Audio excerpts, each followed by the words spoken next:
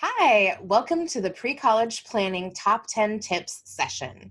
My name is Maddie Day, And I'm Emily Hurtado Arboleta. and we are here to share our top 10 tips to help you get ready and make that transition to college. Now, before we get started, we want to highlight a few things. Don't forget that the FSM Statewide Virtual College Fair is October 21st from 4 to 7 p.m. It'll be a great opportunity for coaches and students from 15 colleges across the state to highlight their campus-based support programs and the supports they offer for youth with experience in foster care. You can register at the FSM News and Events page. So today, we're going to share top 10 things that you can do to prepare your pathway to college success. You know, we understand that many of these things require you to be proactive and advocate for yourself. So if you need support or guidance, don't be afraid to ask. Reach out to a supportive adult or staff at FSM to help you through. We also understand that during COVID, most of this has to happen virtually, which, is a shift.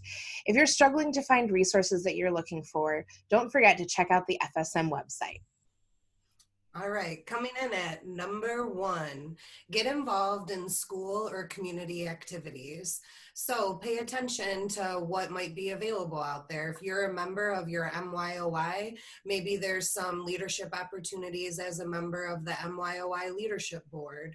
Also checking your clubs, local clubs, associations, if you're affiliated or associated with the band or music group at your school, making sure that you remain connected even in these virtual times, and just take advantage of any opportunity that there might be up there to really stand up and play a leadership role.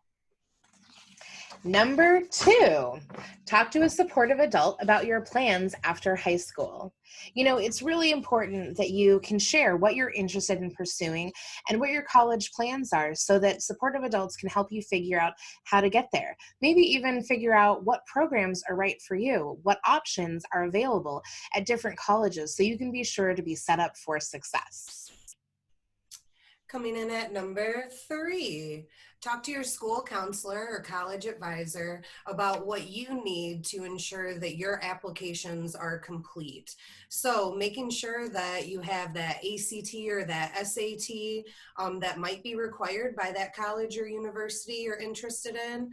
Also pay attention that maybe with COVID, some of these schools may be waiving that requirement altogether. So keep that in mind as you're preparing. Also lean on that college advisor or that high school counselor to get things like your transcripts. So this is going to be really important as you start to apply. You're going to have to get some of this documentation together, and transcripts are a big piece of that.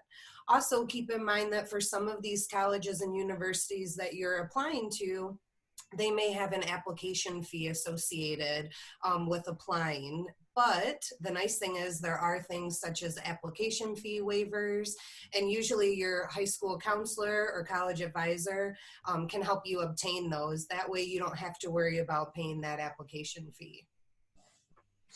And number 4, fill out your FAFSA. This is a big one. Not only is your FAFSA a way to get all sorts of access to Pell Grants and other, scholarships, but it's a way for people to understand what kind of aid you need and how financial aid can package you to be sure that they maximize all the aid available to you. One thing that we want to make sure that you know is to check yes for question 53. That's a specific question that asks about if you were, as they may call it, a ward of the court or in foster care on or after your 13th birthday. You want to check yes, even if you were in guardianship, even if you exited care or were adopted. It's all about if you spent 1 day or more in foster care on or after your 13th birthday. Number 5.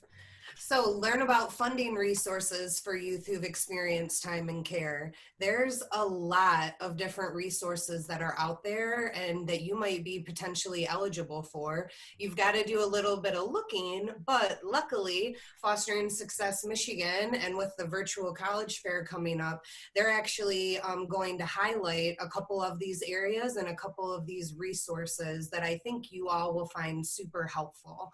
One of them is financially displayed resources for students with experience in foster care. So they're going to talk about a couple different resources in there, especially the Fostering Future Scholarship that's available through the state of Michigan. And then also they have a separate session that's ETV 101. So this is going to take you through the education and training voucher. It's going to let you know about eligibility requirements, and what will be expected of you if you're receiving ETV while attending a college or university. And number six. Six is really important. Check out colleges that offer campus-based supports for students with experience in foster care in Michigan. There are tons of campus-based support programs, and now they're all across the state. And you have an opportunity to hear from 15 of them when you attend the virtual college fair. You can also visit the FSM website to learn about the campuses, to understand what kind of supports they offer, and really see what's right for you. You definitely want to see what programs offer financial support, what programs offer as far as life skills support or coaching support, and really kind of think about how does that college and the campus-based support program match what you're looking for as you navigate your way through post-secondary education. Number 7.